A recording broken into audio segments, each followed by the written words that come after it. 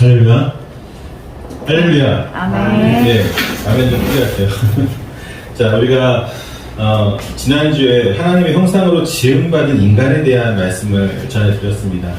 그리고 그러면서 인간은 어떤 존재인가라고 하는 것을 우리가 지난주에 좀 서론에서 다루었죠. 그러면서 인간에 대해서 긍정적인 생각을 가지고 있는 부류와 또 부정적인 생각을 가진 것이 우리 사회의 긴 역사 속에서 계속해서 대립되어 왔던 것을 보았습니다. 그러면서 성경적인 인간론에 대한 것을 우리가 좀 알아봤습니다. 오늘은 그 성경적인 인간론에 대해서 좀 더 깊게 알아보려고 합니다. 특히 이제 개혁주의 저희 입장에서 성경적인 인간론이라는 것은 무엇인가 하는 것을 서론에서 좀 다뤄보려고 하는데 전통적인 교회의 인간론은 항상 이렇게 세 가지로 나누어서 창조, 타락, 구속의 개념으로 이해를 하였습니다. 우리는 대부분 창세기의 구조를 이해할 때 창조, 타락, 구속으로 이해를 하고 있지만 사실 성경이 전하고 있는 상당 수의 진리가 대부분 창조, 타락, 구속의 개념으로 이해할 수 있는 부분이 상당히 많다고 하는 것이죠. 그 중에서도 인간에 대한 창조, 타락, 구속적인 이해는 각각 타락 전의 인간, 타락 후의 인간, 그리고 마지막으로 은혜 언약 아래의 인간으로 정의가 되어집니다. 즉, 먼저 타락 전의 인간은 태초에 하나님이 창조하신 원시 상태의 인간을 이야기합니다. 지난주에도 말씀드렸듯이 이때의 인간은 아직 죄를 짓고 타락하기 전이었기 때문에 죄와는 전혀 무관한 상태였습니다. 전혀 관련이 없었죠. 다만 가능성은 무한한 상태였어요. 때문에 어떤 이들은 태초의 인간을 씨에 비유를 하기도 합니다. 씨는 비록 완성된 것은 아니지만 이 씨가 자라면 나무가 될 것을 다 알고 있잖아요. 그렇죠? 씨는 작은 것이지만 완성을 향해 나아갔을 때, 완성됐을 때 그 모든 것을 다 이 씨 안에 품고 있잖아요. 그렇죠? 유전자라든지 모든 것을 품고 있듯이 태초의 인간 역시 이랬다라고 이야기를 하는 것입니다. 태초의 인간은 비록 완성된 형태의 거룩함과 의로움을 가진 것은 아니었지만 그렇게 될 수 있는 충분한 능력과 가능성을 가지고 있었다고 하는 것이죠. 즉, 사탄이 개입하기 전까지는 정말로 무궁무진한 가능성을, 그리고 그 씨가 점점 자라서 나무가 될 것처럼 정말 훌륭하게 하나님의 백성으로서 자라날 그런 역할들이, 그런 모든 요소들이 있음에도 불구하고 사탄에 의해서 그것이 망가지게 됐죠. 이 사탄의 유혹은 강력하여서 인간을 타락하게 만들었으며 인간이 이제 땅의 저주를 받고 살면서 하나님과는 함께 할 수 없는 상태가 되었습니다. 이게 타락 후의 인간의 모습입니다. 종교개혁자들은 이러한 인간의 상태를 전적 타락한 상태라고 말을 합니다.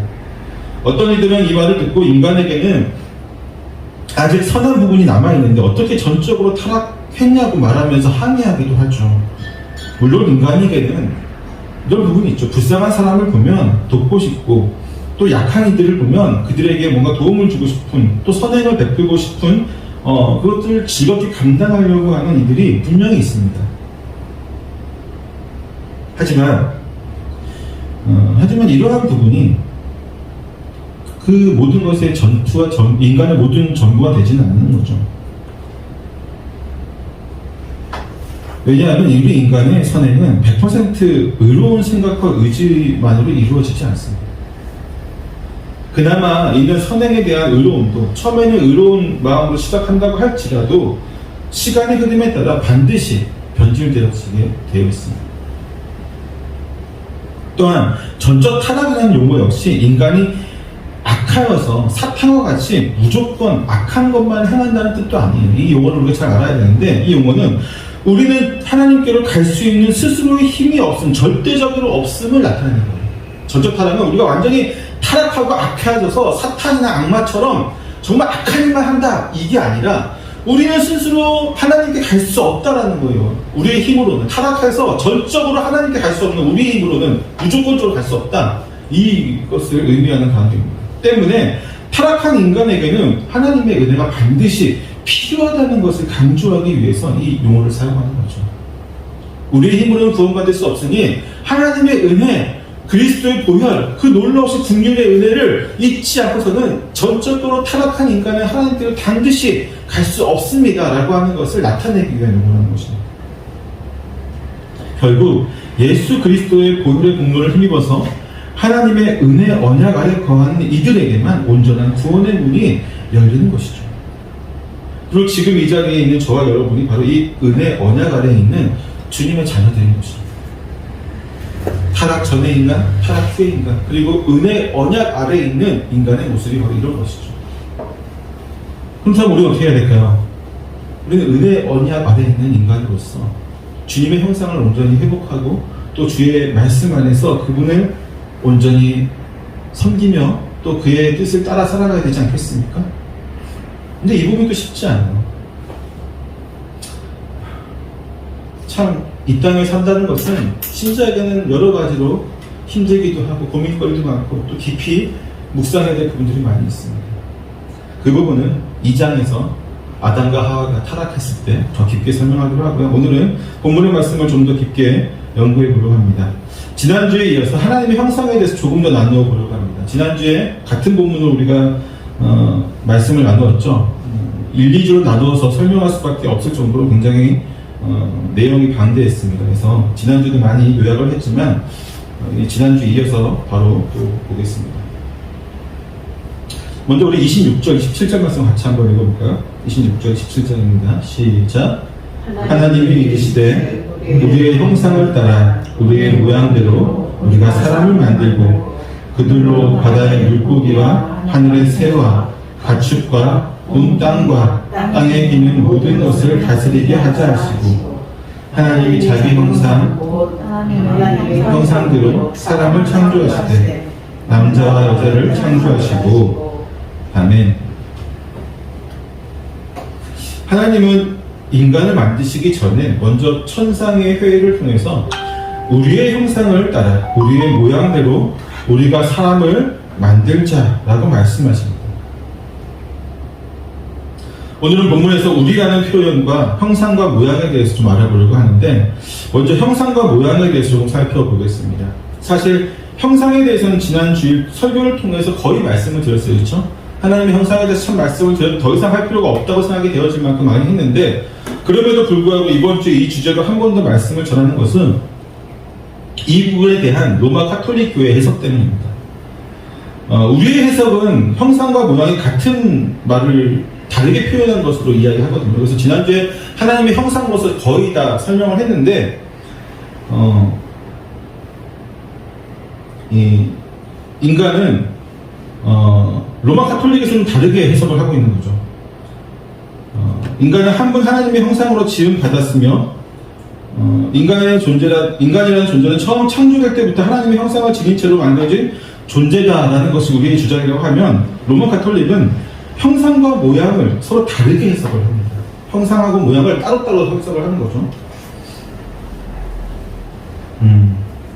그들은 형상을 인간의 이성적인 면으로 보고 모양을 인간의 영적인 면으로 해석을 합니다. 때문에 그들은 모양을 하나님의 형상이 인간에게 더 씌워진, 덧입혀진 의로운 것이다 라고 바라보면서 타락 후의 인간에게는 바로 하나님의 이 모양이 없어진 것으로 보고 있어요. 형상은 그대로 유지하고 있는데 모양은 없어진 것이다 라고 이야기를 합니다.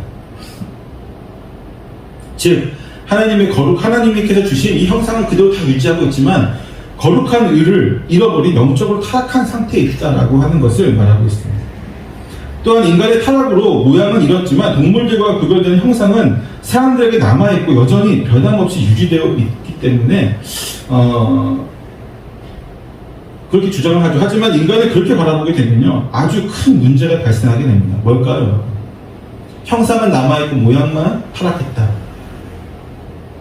그것은 바로 인간에게 하나님의 형상에 타락하거나 오염되지 않고 여전히 변함없이 남아있다는 것은 인간이 하나님의 힘, 형상의 힘, 즉 하나님이 주신 이성적인 능력을 통해서 얼마든지 스스로 구원의 길을 걸어갈 수 있다라고 얘기할 수 있는 부분이 남아있는 거죠.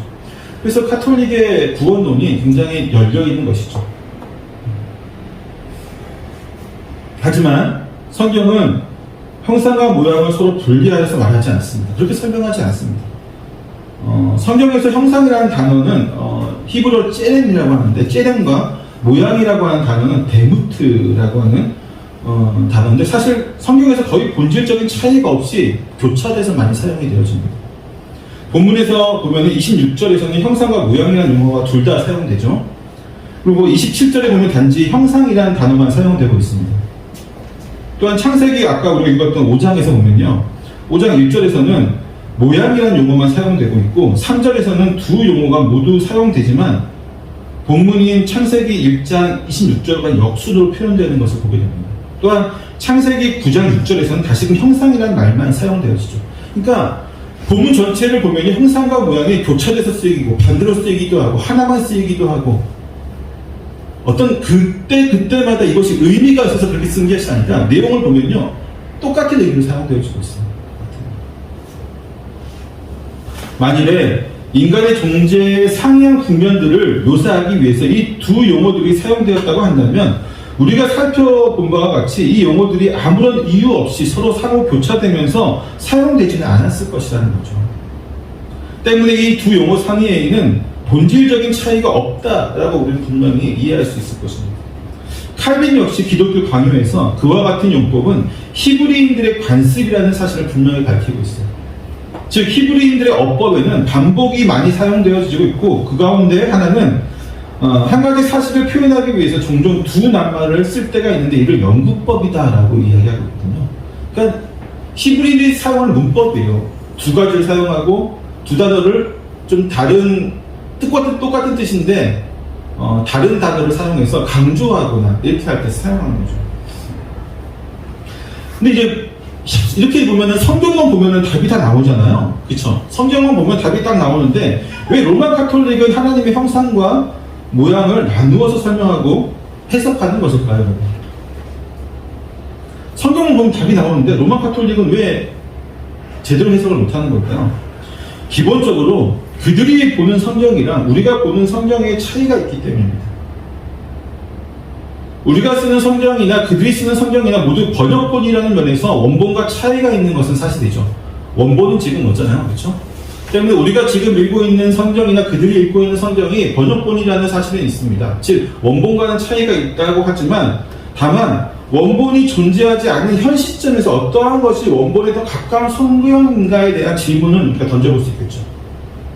어떤 것이 더 가까운 성경인가? 그래서 우리가 쓰는 이 성경은 마소라 텍스트라고 하는 마소라 사본이라고 하는 것을 번역한 거거든요. 마소라 사본을 조금 설명하자면 지난번에 조미정 선교사님이 오셔서 성경 사본에 대해서 쭉 한번 설명했잖아요. 그렇죠? 기억나세요?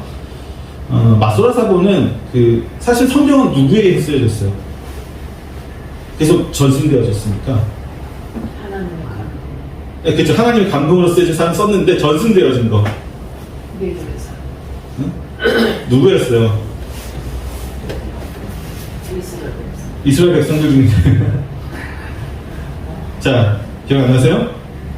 자, 신약 성경에 예수님 시대에 누구 등장합니까? 예수님의 제자. 그래요. 알겠습니다. 넘어갑시다.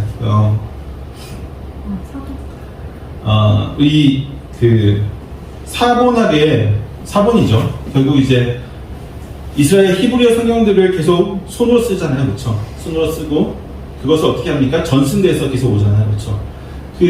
전승되어져 오면서 손으로 썼던 사람들, 그 사람들을 뭐라고 하냐면 서기관들이라고 하죠. 그렇죠? 서기관들. 이 서기관들에 의해서 계속해서 구약 성경부터 이 모든 성경이 사실은 구약 성경이죠. 사실은 이 서기관들에 의해서 쓰여졌습니다. 그렇죠? 그리고 그들은 정말 한 글자 한 글자 원본과 정말 거의 비슷하게 쓰려고 노력했잖아요. 그렇죠?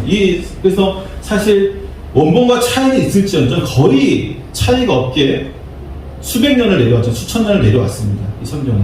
그렇게 전승되어지면서 내려오는 가운데 이스라엘이 멸망하잖아요. 그렇죠? 이 서기관들을 대체하는 이제 학자들이 나타나는데 그 사람들이 마소라 학자들이에요. 그래서 이 마소라 학자들이 성경을 계속해서 계승하고 그것을 거의 원본 그대로 유지하려 노력했던 학자들이 마소라 학자들이죠. 그래서 우리는 이 마소라 텍스트 중에서 가장 성경의 그런 전본이 다 발견된 게 레닌그라드 사본이라고 하는데 이 사본이 거의 이제 성경의 원본에 가까울 것이다. 가장 가까운 것이 이것일 것이다 라고 사용하는 것이 지금 우리가 사용하는 이 성경입니다. 물론 그 마소라 사본을 우리가 또 번역하는 과정에서 조금의 그런 또 차이가 있겠죠. 그런데 그 로마 카톨릭에서 사용하는 성경은 불가타, 펄게이트라고 하는데 불가타 성경을 쓰거든요. 라틴어 성경입니다. 라틴어 성경이고 이 라틴어 성경은 구약을 어디서 번역을 했냐면 지난번 제가 설명드렸던 70인경 아시죠? 기억나시죠? 70인경에서 번역을 한 거예요. 70인경은 제가 지난번도 설명을 했지만 그 헬라 지역에 살고 있는 많은 유대인들에게 그들이 히브리어를 잊어버리고 있으니까 그들에게 성경을 알게 하기 위해서 번역한 거잖아요. 주전 한 3세기부터 1세기까지 그 사이에 번역된 히브리어를 헬라어로 바꾼 성경이죠. 헬라어로.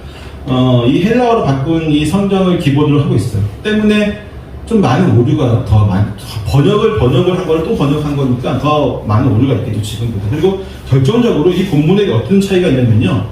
우리는 그냥 형상과 모양이지만 그 70인경 그리고 불가타 성경에는 여기가 엔드가 있어요. 접속사가 카이라고 하는 접속사가 있습니다. 그러니까 모양과 그리고 형상 그리고 모양 그리고 앞에 접속사가 붙었으니까 이게 다르게 해석하는 게 맞다라고 그쪽은 주장하는 거죠. 그건 성경적인 차이가 있습니다. 근데 본문만 놓고 보면 또 그렇게 해석을 할 수 있다고 하지만 아까도 얘기했듯이 성경 전체에서 모양과 형상이라고 하는 단어들을 보게 되면 결국 그렇게 해석을 할 수가 없음에도 불구하고 그들은 그렇게 해석을 하고 있습니다. 결국 형상, 모양 같은 단어라는 뜻이죠. 물론 우리는 하나님의 형상으로 지어졌기 때문에 하나님의 그 형상 아래서 하나님이 주신 그 온전하신 그 뜻과 의를 분별해서 나아가야 될 필요가 있습니다. 두 번째 우리가 좀 볼 것은 우리라고 하는 이 단어에 대해서 신학적인 고찰을 해보려고 하는데 여러분 본문을 읽을 때 우리라는 단어를 어떻게 해석을 하십니까? 여러분? 우리 어떤 의미로 받아들이시면서 성경을 읽고 계세요? 성경을 우리 자주 읽을 때 항상 창세기 1장은 기본적으로 읽잖아요. 그렇죠? 삼위일체 하나님으로 해석하고 읽고 계시다면 사실 매우 좋은 선택을 하셨다라고 말씀드리고 싶습니다. 저는 굳이 여러분들이 이 본문을 읽으면서 여러 학자들이 해석하는 방법에 따라서 이렇게도 보고 저렇게도 보고 하는 것을 원하지 않습니다. 학자들의 해석처럼 뭐 다신적 신화의 잔존물이니 뭐 하나님의 피조물이신 하늘과 땅에게 명령한 것이다. 아니면 그것도 아니면 신적인 영광과 존엄을 나타낸 것이다. 하나님과 천사들이 모두 모인 천상회의에서 말하는 것이다. 등등의 이런 생각들을 굳이 고려해서 본문을 읽는 것을 권하지 않습니다. 물론 각각의 주장에서 근거가 있기는 하죠. 어떤 거는 탄탄한 근거를 가지고 주장하는 것도 있고 어떤 것은 너무 빈약한 주장이라 고려의 가치도 없는 것도 분명히 있긴 있습니다. 하지만 제가 여러분에게 하고 싶은 것은요. 이러한 주장들이 근거가 탄탄하든 아니면 그렇지 않든 사실 우리의 신앙에는 그렇게 큰 도움이 되지 않는다는 것이죠. 때문에 저는 교회의 가장 전통적인 관점을 지키는 것이 중요하다고 생각합니다. 즉 여기서 우리라고 하는 표현이 신적인 복수성을 나타내는 말로써 우리가 믿음으로 고백하는 성부, 성자, 성령의 삼위일체 하나님이라고 하는 것을 그러한 관점으로 우리가 보고 해석을 하는 것이죠. 이 관점은 교부들이 제안한 것이고 동시에 종교개혁자들이 지속시켰던 그러한 관점이었습니다. 왜 그렇게 했을까요? 왜 교부들이 그러한 관점으로 읽게 했고 또 종교개혁자들이 그러한 관점을 지속해서 받아들였던 것일까요? 이것이 우리의 믿음에 가장 도움이 되는 해석이기 때문입니다. 또한 신구약 성경의 하나님을 가장 잘 나타내는 관점이기도 합니다. 제 주위에 구약 학자들도 몇 명 있는데 구약은 구약으로만 해석해야 된다 라고 하면서 삼위일체를 여기서 도입해서 보는 것은 잘못된 것이다 라고 하는 구약 학자들도 많이 있어요. 그런데 그것은 학자들의 문제죠. 저는 신자라면 성도라면 그것을 굳이 그렇게 생각한 것이 아니라 전체적으로 신구약 성경에서 얘기하는 그 하나님으로 보는 것이죠. 그렇죠? 삼위일체 하나님, 그 하나님이 아니고 어떻게 우리가 다른 것을 어떻게 볼 수 있겠습니까? 본문을 해석할 때. 그래서 우리는 그냥 읽을 때 자연스럽게 우리라고 할 때 삼위일체 하나님께서 서로 회의를 하신 거구나, 천상의 회의를 하신 거구나 라고 그렇게 믿고 또 그렇게 읽으면 가장 우리의 믿음의 신앙에 도움이 될 것입니다. 한 가지 더 이 부분을 살펴보려고 하는데 바로 본문을 남자와 여자의 형상으로 해석해서 자신들의 교리를 주장하는 이들에 관해서입니다. 대표적인 곳이 하나님의 교회죠. 여기만 있는 것은 아니에요. 여러 군데 있습니다. 근데 대표적으로 우리나라 제일 큰 곳이 바로 하나님의 교회라고 하는 명칭으로 불리고 있는 이단이죠. 이들은 처음에 이제 안산홍 증인회로 이제 부르면서 안산홍이 하나님이다라고 주장을 하다가 그가 죽게 되자 급하게 이 장길자라고 하는 여자 전도사를 내세워서 하나님 어머니라고 하는 명칭을 부여하면서 본문을 자신들의 억지 주장을 뒷받침하기 위한 근거로 제시하고 있습니다. 제가 창세기 설교를 처음 시작할 때 창세기 1장 1절 말씀을 설교하면서 하나님의 명칭 중에 엘로힘이라는 단어가 나오죠. 베레시트 바라 엘로힘 하면서 엘로힘이라는 단어가 나오잖아요. 그렇죠? 이 단어가 복수 형태로서 구약 성경에서 이방의 신들이나 천사들 또는 행정장관들을 가리킬 때에는 복수로 사용되어지지만 하나님께 이 단어가 사용될 때에는 하나님의 존재의 위엄과 그분의 탁월성을 나타내는 히브리인들의 관용적인 용법이라고 제가 말씀을 드렸어요. 기억나세요? 그렇죠? 그래서 단수 취급을 한다는 것이죠. 하나님께는. 그런데 이 하나님의 교회는요, 하나님의 위엄을 나타내는 단어인 바로 이 엘로힘을 그냥 신들, 하나님들이라고 해석을 하는 것이죠. 하나님, 그러면서 하나님을 남자 하나님과 여자 하나님으로 나누어 설명을 합니다. 또한 인간이 하나님의 형상으로 지어졌기 때문에 인간이 남자와 여자가 있듯이 하나님 당연히 남자와 여자가 있다라고 말을 하죠. 참 이들이 공부를 어떻게 하면 이렇게 나올까라는 공부이 들어서 제가 그들이 주장하는 사이트를 다 들어가서 찾아봤어요. 그들이 인터넷에서 하나님 아버지와 어머니를 주장하는 글들을 이제 몇 개를 찾아보면서 어이가 없었던 것은요, 이 엘로힘에 대한 자신들의 주장, 즉 엘로힘이라는 단어가 하나님들이라고 하는 복수의 단어라고 주장을 하면서 링크를 걸어놨어요. 거기다가 링크가 뭐냐면 클릭하면은 거기에 대한 주장에 인터넷 어디 있다고 연결이 되는 건데, 링크가 있어서 제가 링크를 봤어요. 위키피디아에다가 이제 링크를 걸어놨는데, 위키피디아는 정말로 그렇게 쓰여 있을까? 만약에 정말로 위키피디아에 엘로힘이 하나님들로 이렇게 쓰여져 있으면 내가 그것을 고쳐야 되겠다는 생각으로 들어갔는데, 거기에도 분명히 엘로힘이 성경에서 하나님께 사용될 때는 단수로 사용된다라고 분명히 나와 있어요. 이 얘기가 너무 웃긴 거죠. 자기네들은 하나님들을 해석을 해놓고 링크를 걸어놨는데 그 링크에는 하나님이 단수다라고 나와 있다는 거죠. 여러분 어떻게 생각하십니까? 이 같은 사실은 하나님의 교회 당사자들도 자신들의 주장이 억지라는 것을 알고 있다는 반증밖에 되지 않죠. 그렇죠? 그들의 주장은 결국 자신들의 체제를 유지하고 권력을 얻기 위해서 억지를 부리고 있음을 분명히 볼 수 있습니다. 이외에도 이단적인 사상들이 정말로 많지만 다음에 이단에 대해서 교육할 때가 있을 거예요. 그때 좀 더 자세히 살펴보기로 하고요. 중요한 것은 이 단어, 우리라고 하는 부분에 대해서 정말 삼위일체 하나님이 아닌 다른 모든 것을 해석하는 그런 모든 것은 다 교회 역사에서는 이단으로 되었다라고 하는 것은 그거 하나만 좀 명심했으면 좋겠어요. 이단입니다. 두 번째로 우리가 보실 것은요, 이제 인간에게 주신 복에 관한 말씀을 좀 나눠보려고 합니다. 먼저 28절 말씀을 읽어보겠습니다. 28절 시작. 하나님이 그들을 도우시며 하나님이 그들에게 이르시되 생육하고 번성하여 땅에 충만하라 땅을 정복하라 바다의 물고기와 하늘의 새와 땅에 움직이는 모든 생물을 다스리라 하시니라. 아멘. 인간을 만드시기에 앞서 하나님이 창조하신 모든 생물들에게 하나님은 생육하고 번성하라는 복을 주셨습니다. 하지만 인간을 만드신 이후에 하나님은 다른 생물들과는 분명하게 구별되는 복을 인간에게 주십니다. 다른 모든 생물들과 더불어서 생육하고 번성하라는 복과 더불어서 인간에게는 땅에 충만하라, 또 땅을 다스리라는 복을 더하여 주시죠. 그러면서 또 바다의 물고기와 하늘의 새와 땅에 움직이는 모든 생물을 다스리라는 복을 더하여 주십니다. 왜 하나님은 인간에게 더 많은 복을 주셨을까요? 인간이 더 이뻐서였을까요? 인간이 더 이쁘고 내가 더 많은 관심을 있고, 아니면 인간을 하나님의 형상으로 지었기 때문에, 아니면 인간에 더 많은 하나님의 애정을 쏟았기 때문에, 뭐 여러 가지가 답이 될 수 있겠지만, 하나님이 인간에게 복을 다른 생물들보다 더 주신 것은요, 그 가장 깊은, 가장 중요한 뜻은 인간에게는 하나님이 맡기신 책무가 있기 때문이에요. 책임과 용주. 당연한 말이겠지만 우리가 일반 회사에서도 보면 더 큰 일을 하고 더 많은 책임을 지는 이에게 더 많은 페이를 주고 있잖아요. 마찬가지로 하나님이 인간에게 더 많은 복을 주신 것은요, 인간에게는 그 복에 합당한 역할과 책임이 부여되어졌기 때문입니다.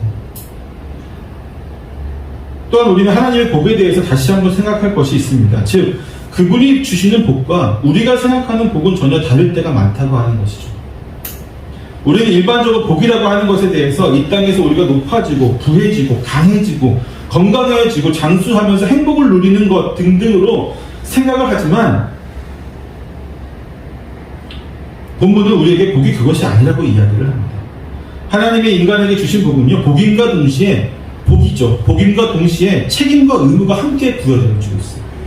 땅을 정복하고 땅에 충만하라는 하나님의 복은 우리가 이 땅에서 하나님의 은혜를 입은 존재라는 것을 말해주지만 동시에 하나님은 우리에게 땅을 정복하고 땅에 충만해야 할 의무를 부여하고 있습니다. 또한 모든 생물을 다스리는 복도, 복의 말씀도 모든 생물을 다스릴 수 있는 권위와 능력을 복을 주시면서 동시에 그들을 바르게 인도하고 다스릴 책무 역시 우리에게 주어지고 있어요. 그러니까 복이라고 하지만 복 안에는 책임과 의무가 동시에 있다고 하는 것이죠. 때문에 여러분, 우리가 하나님께 더 복을 구할 때 더 많은 것을 달라고 하는 것은요, 동시에 하나님께서는 내가 많은 것을 책임지고 내가 더 많은 것을 의무를 다하겠습니다라고 하는 것과 똑같아요. 하나님께 기도할 때, 하나님 나에게 이것을 주십시오, 하나님 내가 정말 더 필요합니다, 이런 것을 주십시오라고 하는 기도의 이면은요, 내가 이것을 주시면 내가 더 많은 일을 주님 감당하겠습니다라고 하는 것이 내포되어져 있어요. 근데 우리는 감당하겠습니다는 쏙 빼놓죠. 이거는 웬만하면 감당하지 않고 받을 것만 생각하죠. 성경은 항상 하나님이 주시는 복이 책임과 의무를 동반하고 있음을 우리에게 알려주고 있습니다. 좋은 부모는 절대로 자신의 자녀에게 많은 것을 주지 않죠. 과분하게 주지 않습니다. 그것이 내 아이에게 절대로 복이 되지 않는다는 사실을 너무나 잘 알고 있기 때문이죠. 오히려 지혜로운 부모는요, 자신의 자녀가 능력과 실력을 갖출 수 있도록 돕습니다.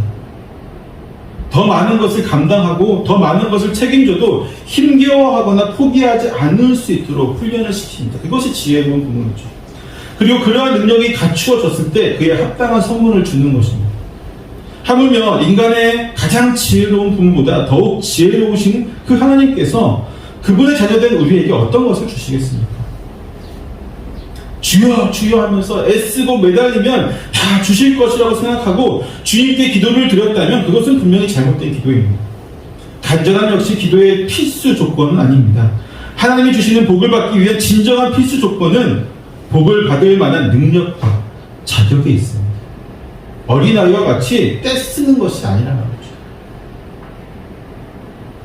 때문에 역사를 보면요, 하나님의 은혜를 받고 복을 받은 이들은 더 많은 것으로 주님께 헌신하였던 것을 보게 됩니다. 심지어 자신의 생명을 드림에도 아까워하지 않았던 것을 보게 되죠. 왜냐하면 그들은 자신의 생명조차도 하나님께 받은 은혜와 복 앞에서는 너무도 작은 것이라고 생각을 하였기 때문이죠. 우리는 어떻습니까, 여러분? 아직도 하나님께 더 많은 복을 달라고 기도하고 계십니까? 아니면 부족하다고 더 많은 것을 나에게 채워달라고 이야기하십니까? 물론 어떤 이들은 믿음이나 능력 혹은 책임감 등에서 절대적으로 하나님의 기준에 못 미침에도 불구하고 세상적으로 성공한 것처럼 보이기도 합니다. 우리가 딱 봤을 때 정말 세상적으로 성공했네? 라고 하는 사람들 중에서 믿음도 없어 보이고 또 능력이나 그런 모든 부분에서 과연 그 사람이 거룩하냐? 안 한 사람이 더 많죠. 예를 들어서 사입이 이단과 같은 목사들, 우리가 봐도 그들은 정말로 사입이잖아요. 정말로 이단과 같은 말들을 하잖아요. 그럼에도 불구하고 교회가 커요. 큰 교회를 이루기도 하죠. 또는 악덕 기업의 사장이 장로인 경우도 있습니다. 또한 사회적 비난을 받을 만한 범죄를 저지르고도 태연하게 성공의 길을 걸어가는 많은 신자들이 있습니다. 이들은 하나님의 복을 받은 것일까요? 아니죠. 이들은 하나님의 복을 받은 게 아니에요. 이들의 공통점은요, 그냥 대외적으로 자신이 하나님을 믿고 있다라고 주장하는 것 외에는 없어요. 그들은 하나님의 복을 받아서 지금의 부와 명예와 능력과 권력을 얻은 것이 아니라 세상적인 방법을 동원하여 세상이 주는 그 권세와 부와 명예를 쟁취한 것을 지나지 않습니다. 즉 세상의 왕인 사탄과 결탁한 자들이라는 것이죠.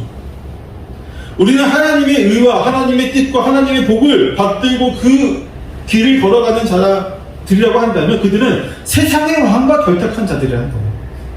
물론 입으로는 내가 하나님을 믿습니다. 입으로는 성경 말씀 몇 가지 구절을 얘기하면서 얘기하겠죠. 설교도 하고 다 하겠죠. 그러나 결국은 그들은 세상의 왕과 결탁한 자들입니다. 언제든지 하나님의 그들이 불법으로 쌓은 모든 것을 거두어 가실 수 있다라고 하는 그 사실을 모르는 어리석은 자들에 불과합니다. 마치 누가복음 12장에서 예수님이 비유로 말씀하신 어리석은 부자와 사실 똑같은 자들입니다. 부자이긴 한데 어리석은 자들이죠. 그러니 그들을 보면서 부러워하지 마십시오. 성도는 그들을 부러워하면서 바라보는 자들이 아니라 진정한 성도는 그들을 불쌍히 여기면서 또 가여워하면서 안타까워하면서 바라보는 존재입니다. 나에겐 이것이 없는데 저 사람에겐 저것이 있네 라고 하는 것이 아니라 저것이 있음에도 불구하고 나에게 없는 많은 부를 가지고 있음에도 불구하고 그에게 하나님이 없구나, 그에게 구원이 없구나, 그에게는 저 멸망의 길밖에 없구나 라고 하면서 안타까워하는 것이 참된 성도의 모습이라고 하는 것이죠.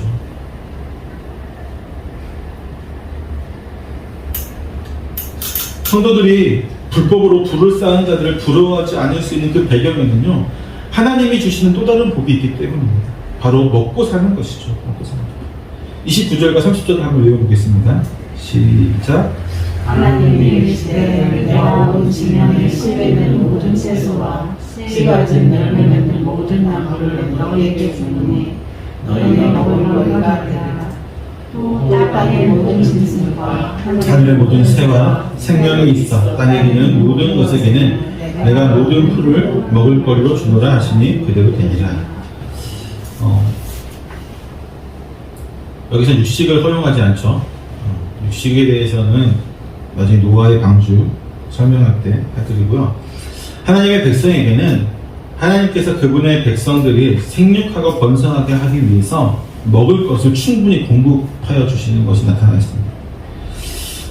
태초의 이 약속은요, 하나님의 백성들과 모든 생물에게 여전히 계속되는 복입니다. 다만 우리는 이렇게 생각할 수 있죠. 이렇게 먹고 살기 힘든데 어떻게 하나님이 우리에게 먹고 사는 문제를 해결해 주신다는 것이지? 우리는 먹고 사는 문제가 쉬워요, 어려워요? 어렵죠. 힘들죠. 어떤 사람들, 일부를 제외하고는 우리에게 먹고 사는 문제가 사실 쉽지만은 않습니다. 어려운 것이 사실이에요. 저 종교개혁 시대 때는 어땠을까요? 그때는 훨씬 더 했죠. 지금보다 더 힘들었을 것입니다. 그럼에도 불구하고 그들은 하나님이 나를 먹여 살고 입히시는 것을 믿었습니다. 특히나 하나님의 백성으로서 말씀대로 살려고 하는 우리들에게 현실은 먹고 사는 문제가 더욱 힘들게 만들죠. 현실적으로 하나님 백성으로 정직하고 의롭게 또 하나님께서 원하시는 그 방법으로 살아가면서 먹고 사는 문제를 완전히 해결한다? 참 힘듭니다. 물론 우리가 그 이유는 분명히 알고 있죠. 우리는 아담의 범죄 때문이라고 하는 사실을 우리는 대부분의 성도는 다 알고 있을 것입니다. 하지만 아담의 범죄로 땅이 저주를 받아서 인생이 수고하고 땀을 흘려야 먹을 수 있게 되었음에도 불구하고 하나님은요, 여전히 자신의 자녀들을 그냥 버려두시지 않는다고 분명히 말씀해 주십니다.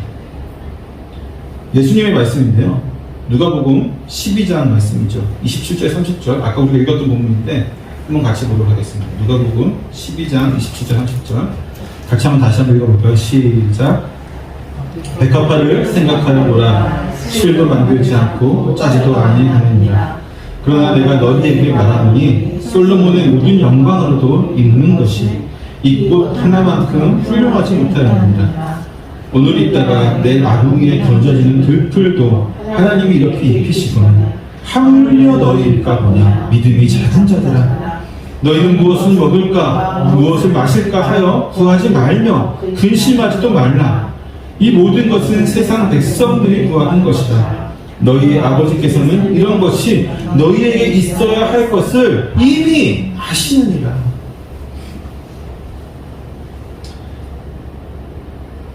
세상 백성들, 세상과 결탁한 자들, 세상의 사단의 권세 아래 있는 이들, 이런 이들이 구하는 것이 무엇을 먹을까, 무엇을 입을까, 내가 어떻게 하면 성공을 할까, 어떻게 하면 더 많은 것을 가질까, 내가 어떻게 풍족하게 먹고 내 먹고 싶은 것을 날마다 먹을 수 있을까 등등, 그런 것들을 구하는 것이 저들이지 어떻게 믿음의 백성의 것을 구할 수 있냐는 것이죠. 근심하는 것도 하지 말래요, 주님이. 왜? 들풀도 먹이시는, 그 입히시고 먹이시는, 키우시는 그 하나님께서 하물며 너희일까 그냥 하물며라는 단어를 썼어요. 하물며 너희는 누구예요? 세상 사람들이 아닌 너희는 누구예요? 하나님의 백성이고 하나님의 자녀고 그분의 권속이고 그분의 유업을 물려받은 상속자들인데 하물며 그 상속자들인 너희에게 굶기시겠느냐. 사랑하는 성도 여러분, 광야에 그 아무것도 없는 곳에서도, 그렇죠? 40여 년 동안이나 그 수백만 명의 어마어마한 인구죠. 수백만 명의 이스라엘 백성들을 먹이신 분이 바로 하나님이십니다. 설마 그분이 우리를 굶기시겠습니까? 만약 우리가 먹지 못해 굶게 되는 일이 발생하게 된다면 그것은 전적으로 사실 우리의 책임일 때가 많습니다. 물론 그렇지 않은 경우도 있죠. 일부. 정말 사회적인 어떤 구조 속에서 일부 있습니다.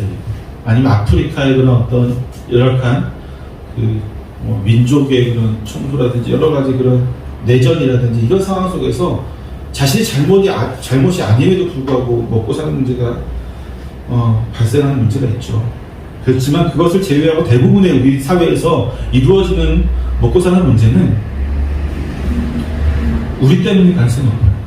거의 너무 그렇습니다. 즉 우리 자신의 욕심이 우리로 하여금 먹고 사는 문제를 더욱 어렵게 만들거나 혹은 먹고 사는 것을 포기하게 만드는지 만드는 것이죠. 결코 하나님께서 복을 거두어 가셔서 우리로 하여금 먹고 마시는 문제로 인해서 굶게 하시지 않으십니다. 하나님은 복을 주셨어요. 먹고 마실 수 있고 우리에게 허락된 일정량의 부분을 하나님이 우리가 이미 태어나기 전부터 잠언이 나오잖아요. 우리에게 주어진 몫이 있다고요. 그 몫에 만족하고 기뻐하는 이들이 행복할 것이라고 잠언에서 기록되어 있잖아요. 그렇죠? 근데 우리가 왜 굶는 일이 발생합니까? 이런 거예요. 아, 조금만 더 하면 내가 더 풍족하게 먹을 수 있구나 하면서 없는 것 끌어다 써서 투자하고 투기하고 그러다가 날려서 지금 당장 먹을 것도 없게 되는 거. 누구 잘못입니까? 하나님 책임입니까? 아니잖아요. 그러면서도 하나님이 나를 도와주지 않았다고.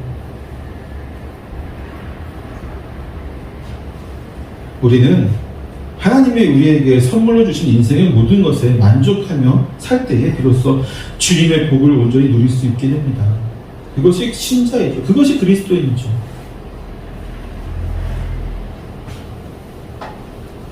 계속해서 남들과 같아야 돼. 저들은 저렇게 큰 집에 있는데 너는 이렇게 살면 안 돼. 계속해서 우리에게 말하고 있는 것은 주님의 목소리가 아니에요. 우리의 욕망의 목소리고 그 욕망을 계속해서 자극해주는 사탄이라고 하는 존재 때문입니다. 참 그리스도인으로서 이것을 이기기 힘들지만 그래도 이기네요. 사랑하는 성도 여러분, 지난 9주 동안 이루어진 하나님의 6일 창조에 대한 설교를 통해서 무엇을 느끼셨습니까? 이로써 창세기 1장을 다 마치는데 9주가 걸렸어요. 9주. 제 설교는요, 하나님의 모든 창조의 중심에 인간이 존재하였다라고 하는 것이 이 9주간의 설교의 중심이었습니다. 그리고 그 창조의 중심에 있는 인간이 바로 우리라고 하는 사실을 저는 여러분이 기억했으면 좋겠어요. 하나님 창조가 놀랍잖아요. 어마어마하잖아요. 스케일이 이렇게 큰 모든 창조가 인간을 위해서였고 또 그 인간 중에서도 하나님의 자녀인 우리를 위해서라는 사실을 우리가 기억한다면 우리는 절대로 하나님의 은혜 아래서 벗어나는 어리석은 백성이 되지 않을 것입니다. 혹시라도 다른 모든 것은 잊어버려도 이 사실만큼은 절대로 잊지 않기를 부탁드립니다. 하나님이 나를 위해서 이 모든 세상을 창조하였다. 그리고 나에게 그 모든 것을 주셨다. 복으로서 주셨다라고 하는 이 사실, 그것이 우리 신앙의 가장 큰 기초가 되어지기를 부탁드립니다. 마지막으로 31절 말씀 한번 더 읽어볼까요? 시작. 하나님이 지으신 그 모든 것을 보시니 보시기에 심히 좋았더라. 저녁이 되고 아침이 되니 이는 여섯째 날입니다. 아멘. 하나님의 창조는 그 여섯째 날에 인간을 창조하시면서 그 절정을 이루게 됩니다. 그리고 그분은 인간에게 복을 주시면서 지난 6일 동안 창조하신 모든 것을 인간에게, 우리에게 맡기십니다. 그분이 만드신 세상은 완성된 아름다움과 의로움을 가지고 있었으며 그 모든 것이 완벽하게 조화된 것을 보신 이후에 하나님은 그 모든 것을 보시니 보시기에 심히 좋았더라 라고 말씀을 하시죠. 각각을 만드신 이후에 뭐라고 하셨어요? 보시기에 좋았더라 라고 말씀하셨지만 그 모든 것을 만드시고 그 모든 것이 아름답게 만드신 모든 것이, 보시기에 좋았더라고 하셨던 그 모든 것이 가장 완성되고 완벽하고 아름답게 조화되었을 때에 하나님은 심이라는 표현을 쓰시면서 좋았다라고 말씀하고 있어요. 여러분, 마지막으로 이 말씀을 좀 드리고 마치고 싶은데, 교회와 사회도 마찬가지예요. 하나님은 우리가 교회와 사회에서 독보적인 존재가 되기를 원하지 않으십니다.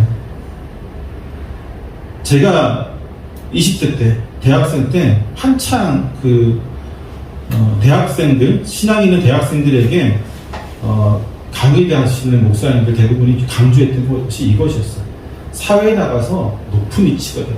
주를 위해서 공부해라. 주를 위해서 성공해라. 또 주님의 이름을 빛내라. 명예롭게 해라. 그래서 저 사회에서 열심히 공부하고 쟁취해서 높은 곳까지 올라가서 하나님의 영광이 나타나게 해라. 굉장히 성도들을 뜨겁게 하잖아요. 근데 제가 지금 이 나이에 성경을 아무리 읽어도 성경은 그렇게 얘기하지 않아요. 독보적인 존재가 돼서 T라고 얘기하지 않습니다.